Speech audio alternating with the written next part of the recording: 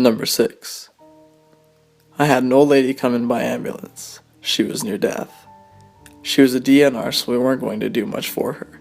She didn't have any family that we could find, the hospital was full, so we had to keep her in the ER for the night.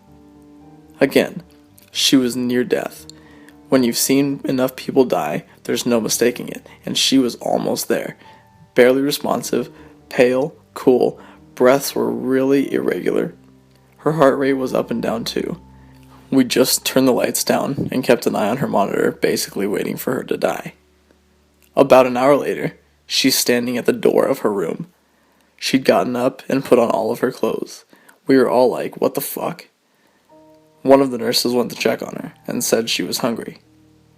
Not knowing what really to make of the situation, we got her a chair, a bedside table, and went to the cafeteria and got her a tray of food. The lady sat there, ate all of her food, talked with the staff a little.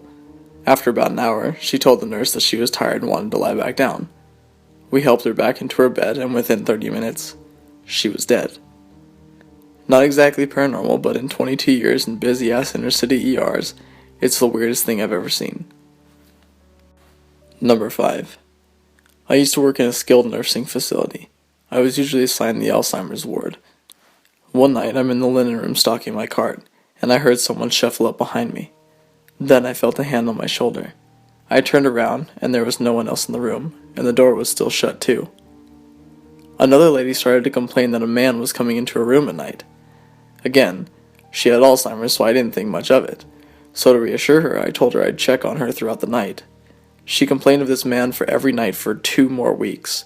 When I asked her to describe him to me, she said, "He's real handsome and wears a black suit." "Oh, he's right behind you now, honey." That freaked me the hell out. Of course, there was no one behind me, and she died the next night in her sleep. Number 4. When I was a student, I got called in on a stroke patient. She had coded and they were doing CPR. They worked for 45 minutes, but she died. They cleaned her up and called on the family to say goodbye. By the time the family left, she had been both brain dead and without a pulse for more than 45 minutes. Blood had filled her brain, and she was completely gray and started to smell.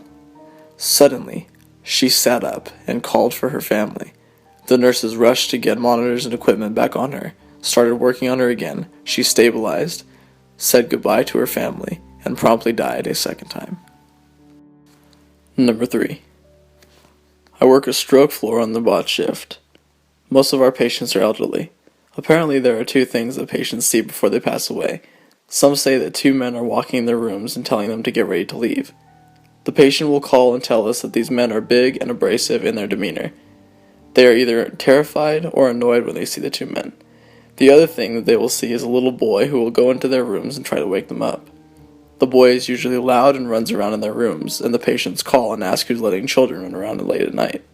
Several nights later, or even in that same shift, we are coding or cleaning the patient up for the funeral home to pick up.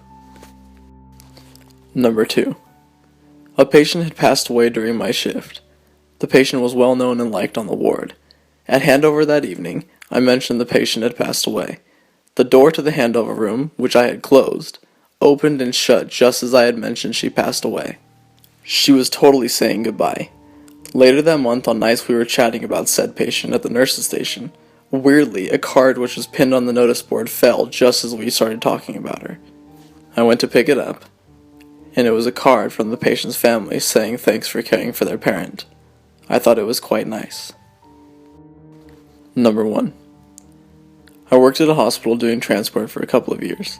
The transport home base was in the basement of the hospital, where all the laundry is done and the supplies are also sorted there. I hated working late at nights after this incident. On this particular night, I was the only one in the basement when I heard whistling at the end of the hallway by the elevator. I poked my head around the corner expecting to see my only coworker on duty that night, but there was absolutely no one there. I shrugged it off. I'm not easily spooked. Nights are slow, so I ate some snacks and hung out in the break room for a bit. Next thing I know, I hear a loud bang. I walked into the hallway and a bed is rolling down the hall, bumping into the sides. At this point, I think my coworker is bullshitting me. I radio him and he says he's upstairs in the cafeteria. I still don't believe him, and I think I'll catch him in the act. I walk past the laundry room and the machines start. I pop my head in there expecting to find him, but it's completely empty. Okay, starting to get a little nervous. I walk into the laundry room, and the machines completely stop. I freeze, then run out and head towards the elevator when I hear the whistling again. At this point, I know I'm the only worker in the basement. As I am standing there waiting for the elevator, things start falling off the shelves down the hall. Boxes of gloves, tissues, packages of tubes. I am literally standing there watching them fall off one by one at the opposite end of the hallway. I shit you not, my entire body broke out in goosebumps. My hair stood on end and I had this strong gut feeling I was being watched. I was not alone. As I'm getting into the elevator, I feel what feels like someone brushing my arm. I went upstairs and found my coworker in the cafeteria and freaked out to him. I got the hell out of there and transferred soon after that. The creepy thing to add to it is that I usually whistle mindlessly to myself at work. It was almost as if the spirit was mimicking me. Creepiest feeling ever. And that's the end of this video. Make sure to give it a thumbs up and subscribe if you want to see videos just like this one.